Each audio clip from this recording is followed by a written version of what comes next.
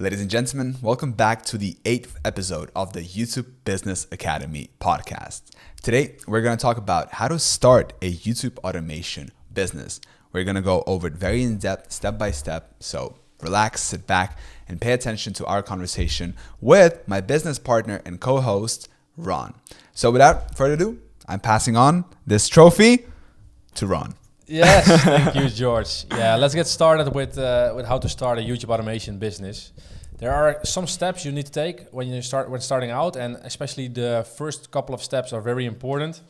Like YouTube automation is a pretty broad term. It basically means you have a YouTube channel, and on the back end you automated all the things. So the script writing, the video editing, the thumbnails, and so forth. So that's like what YouTube automation is. But within YouTube itself, you also have different kind of niches, actually. Like you can do search-based content, you can do shorts, you can do suggested content, so more videos that go viral. So before starting with YouTube automation, it's very important you consider what kind of niche within YouTube you're going for. Like, for example, shorts can be interesting for you because of the new monetization update. But maybe you're more into long-form content, then you can aim for maybe suggested content. So first decide, okay, what kind of interest do I have? What kind of videos do I want to make? And based on that, you can pick like the area you're going into with YouTube automation. Good thing to know, like if you have a low budget, search and shorts, you can start off with as low as $3 per video or even $2 per video. So if you're on a low budget, it's certainly interesting to check out those two.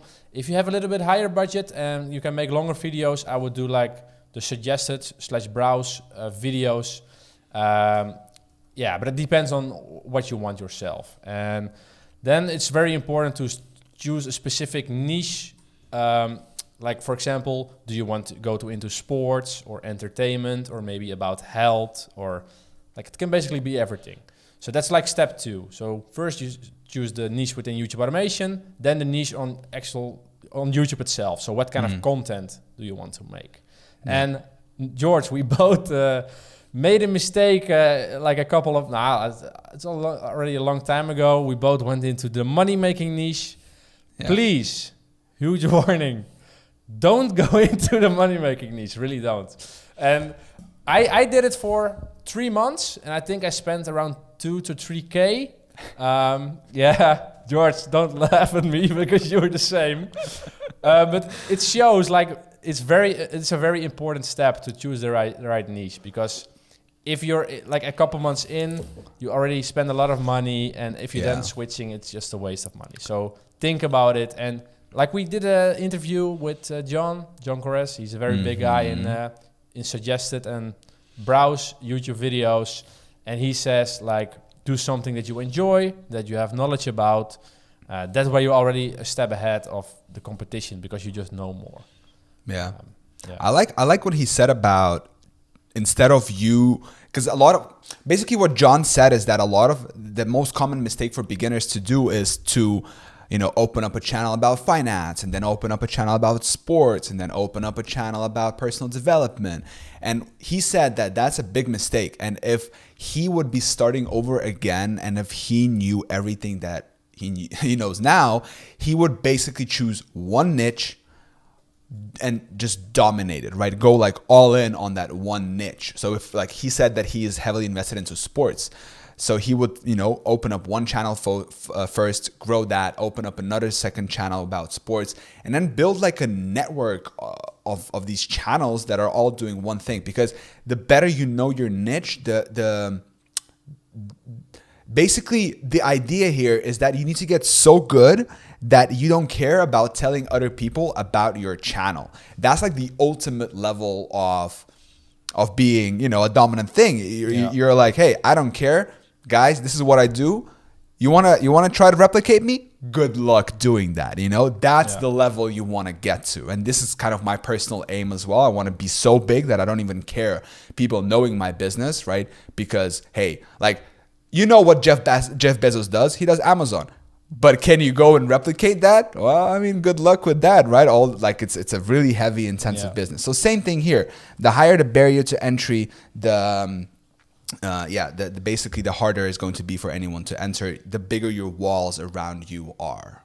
Yeah, I agree. And we did an assignment with some of our students within YBA, and maybe it's a good assignment for the listener right now as well.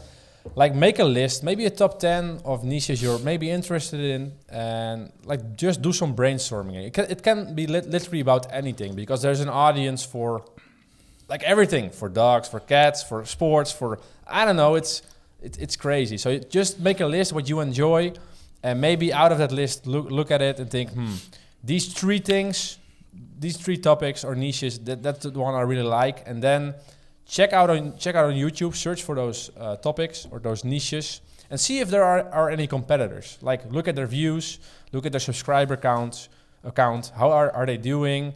Like, look at the comments, how is their audience responding? And if you can see they have a decent amount of views, that's already a good indication that people are looking for that kind of content. Yeah. And a very big win is even if you're seeing the videos and you're thinking, hey, I can do this way better because I know more about the topic, or you can invest more in terms of video editing or video topics. And then you have a very big chance that you will succeed, because there is like a proof of concept. There are already channels getting views, getting subscribers. And if you then just do it better than those channels, on the long term, you will probably outperform them. So that's maybe a small assignment you can do. Make a list and look on YouTube for a proof of concept. And, you know, you said that there are many different things, right? And people talk a lot. Like, there's a lot of different niches, right? You can do content about anything. And this got me thinking, when I was a kid, you would turn on the TV, right? And that was what you would be watching. Whatever those people on the other end decide that this is what they're going to air at this particular time, that's what you're going to be watching, right? Yeah. Now, or like not now, but in the past 20 years, it has flipped completely upside down. Now people decide what they're going to watch, right? And this resulted in this kind of explosion of different niches. I mean, have you ever heard until recently what is mukbang? It sounds familiar, but I don't that's know when what it is. That's when they eat food on camera. Oh yeah, it's big in China, right? Yeah, I think it's called like mukbang or something like that. It sounds. They just film themselves eating. Yeah, something like that. You know, that ASMR, ASMR, yeah. Right? Gaming videos. Crazy. If you told executives of big media companies 20 years ago, hey, let's film people playing video games on their computer and film their screens and then put it out, they'd be like, you're crazy. Why would anyone watch someone else playing a video game? Yeah. Which now resulted in a crazy industry. I mean, talking about Twitch and everything, right? Yeah, the crazy thing is, what I find crazy is people that are streaming their daily life. They're walking on the street and they're just filming themselves, and they have like thousands of people watching. Like, I would never thought that would happen, but it's happening. It's absolutely crazy the time we live in, and it all really comes down to your creativity and your ability to capture attention, right?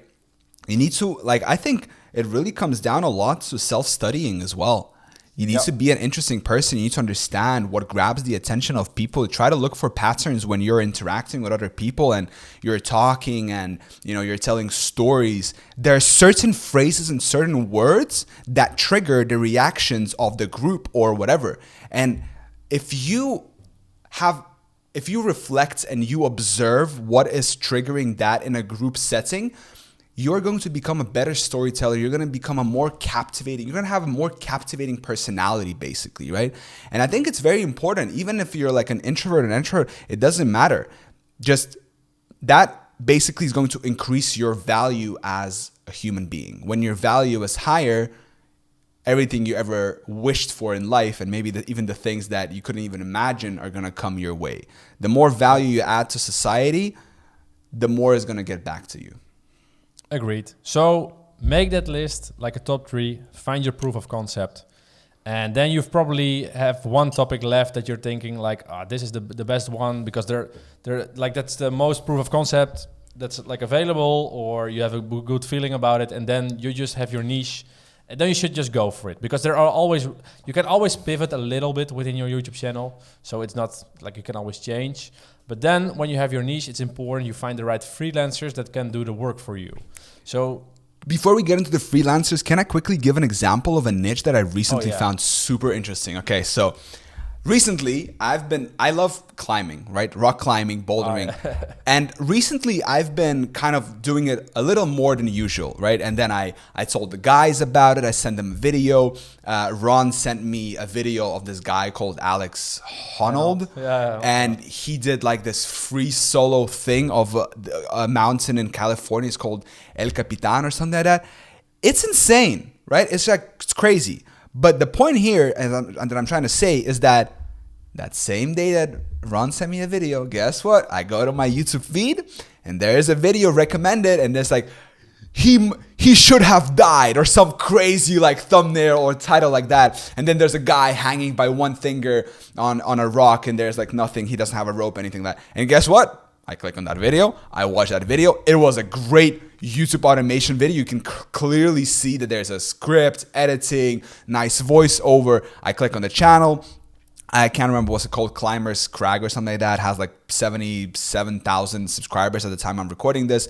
And it's just great, right? It's a nice little niche for people who are rock climbing. I would never think I would watch something like that. But hey, there it is. I watched 3-4 videos, probably made a couple of euros to the guys who are doing that channel, and I subscribed. I think it was pretty cool. So look also in terms of your interests and passion, like even if it's a small thing, you know, that's the beauty about the internet. There is, like Ron said, an audience for anything, literally. But let's move on to the whole freelancer and hiring thing, man. Yes. So you found your niche, or you selected your niche, and since it's YouTube automation, we're not going to do everything ourselves. Like that's the whole automation game. So for example, if you're doing the long form videos or shorts or search, basically it's for every area. You need to have a script writer, someone that's making the outlines of the actual video and what they're going to say, like the whole story that keeps people engaged to your video. So you need a script writer that's making that. Then you need a voiceover that's narrating the whole story in, of course, an engaging way. Make sure you like speak to your audience, especially when you're into rock climbing. They probably use certain terms, or the way they speak, like it's probably different than, I don't know, a video about health, you know. So talk to your audience directly. Find a good voiceover that matches with your audience and your topics. Then you need to find the video editor. The video editor will look at your script and will add your voiceover to some video footage, do some nice transitions, make it engaging. Especially the first 30 seconds is very important on YouTube to keep the viewer hooked in. Yes. So YouTube will push out the video. But maybe even more important is the thumbnail and the title. So you need a thumbnail artist that can make a very engaging thumbnail that fits perfectly with your video, but especially your video hook, the first 30 seconds. Yep. Because if you watch a certain thumbnail and you read the title, you expect something. And if you don't deliver the first 30 seconds, if it doesn't match with the thumbnail, like people will go away, will go to another video, and your whole retention rate will go down. Yeah. So that's basically the things you need: the scriptwriter, voiceover, video editor, thumbnail artist. Then you're basically there. So you could probably maybe do something yourself if you don't have the full budget, but like those 4 steps you need, and then you can basically publish your video. And yeah. That's maybe the easiest part. for all of the perfectionists out there who are like, I gotta make it perfect before I publish. Shout out to John Kors for giving me this framing. It's called 3T: topic, title, thumbnail. So these are the most important things for a successful video, according to him. And that's what Mr. Beast says as well. And yeah, that's like a kind of, everyone agrees on that. But then for the video, don't stress if it's, if there's a little mistake, right? You don't need to go back all the way to the script writing process or to the voiceover and redoing it because the narrator, for example, said a name incorrectly or something like that. Like, aim, and Ron and I, we like to do this as well. Like, we aim to get things done 80% good. But the key here is that we aim to get them done. Yeah. That's the key. You have to get it done 80% good. but then focus on what matters, which is the topic, title, and the thumbnail. Yeah, and it will never be perfect in the end. And always, especially if you start out, if you watch your first video after like a couple of months, you're like, oh, how could I ever publish that first video? But it's like a whole process. And especially with YouTube automation, it's very, very important. You just start off, you start building a team, start publishing videos, you get some data in from YouTube, you see what's working, what's not working, and you slowly optimize from there. And indeed, what George said, like the thumbnail is very, very important, because if people are clicking on your video, YouTube will push it out more. And if you then also can keep the viewer's attention the whole video, those two things, like the thumbnail, the click-through ratio, and the video retention, if you can get those two things optimized, yeah, you can go viral pretty, not quickly, but the chance of going viral is more likely. I think also another interesting thing that John said, and I'm emphasizing, I'm kind of referencing the conversation with John we had. By the way, go to YBA channel or podcast, listen. No, not the podcast. Go to the YBA. No, it's actually on my channel. Go to my channel and watch the interview that we did with John, because it's packed with value. But one thing that I want to bring up is he said about how they started a channel, and it was like the anticipation niche. And basically what I got from it is that they were doing content about like shows on Netflix, right? That are ones that are coming out, and they were doing like general, like different shows. But then what they noticed, and this is a point about analyzing and looking into data, is that videos specifically about the show Stranger Things were getting way more traction than other shows. So what they did is they started doing content only about Stranger Things show. And they attracted an audience of those people, because the algorithm said that, hey, like not said, but the audience preferred that.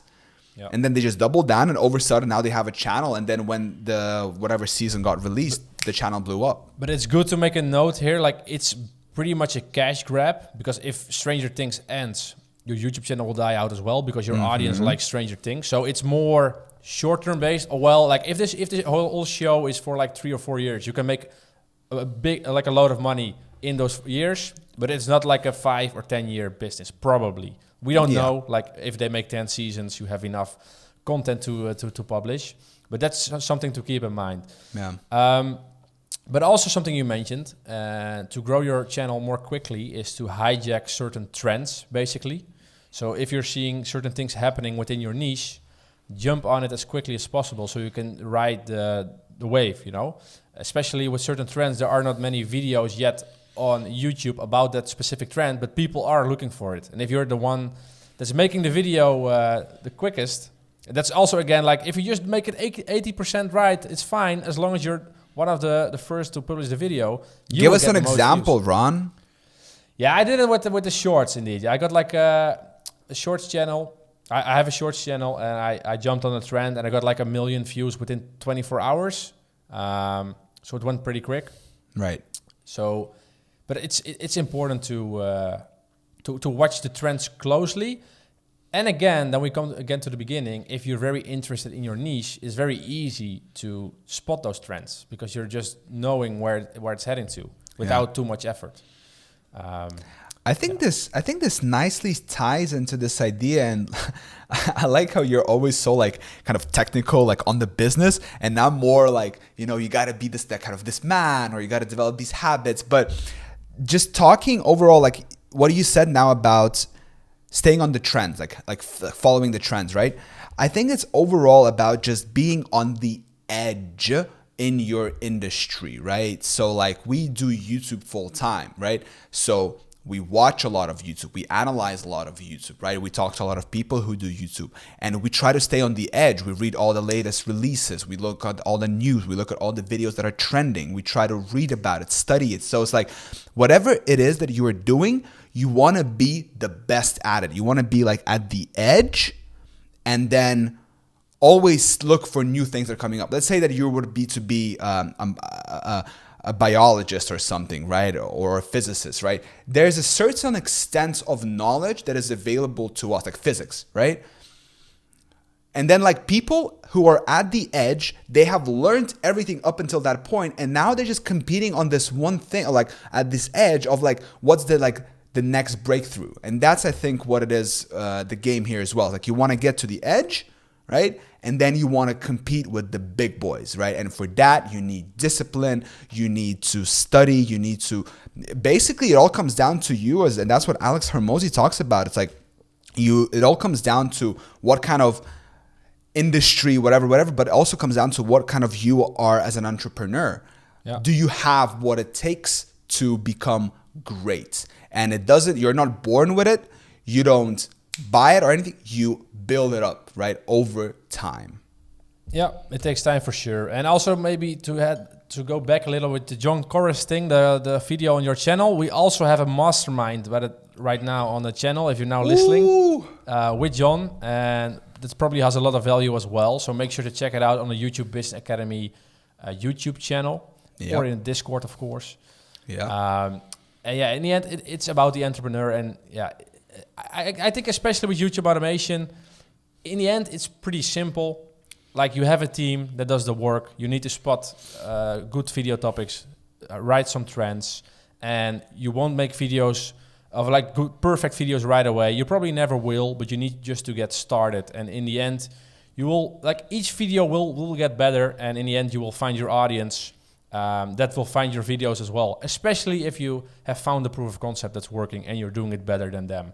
Then on the long term, you will grow your channel.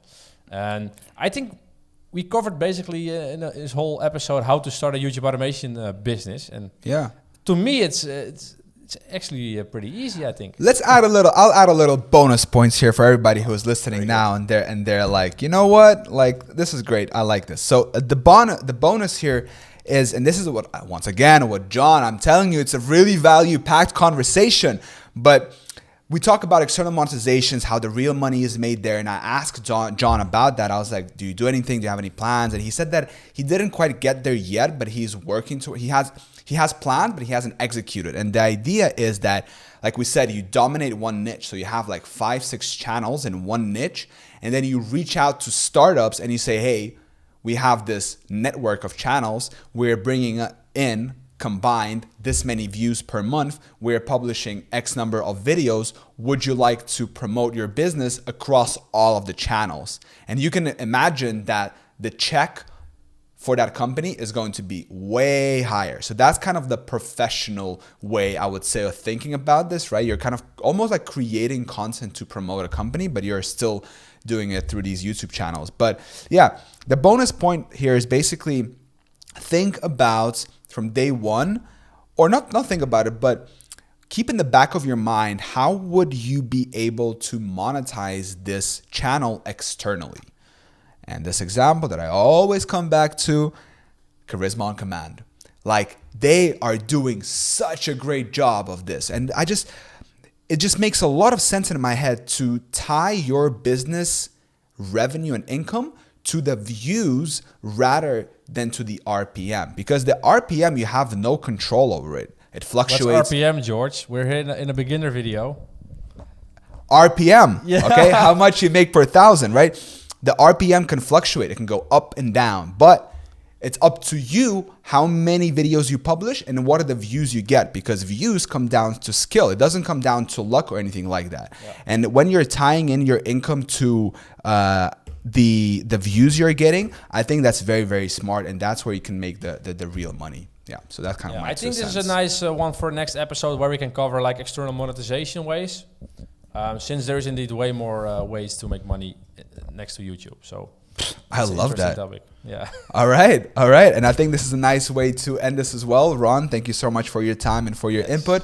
Thank you so much for listening, watching, and subscribing. If you haven't done it already, make sure to press that now white button. Oh yeah, it changed. Yeah.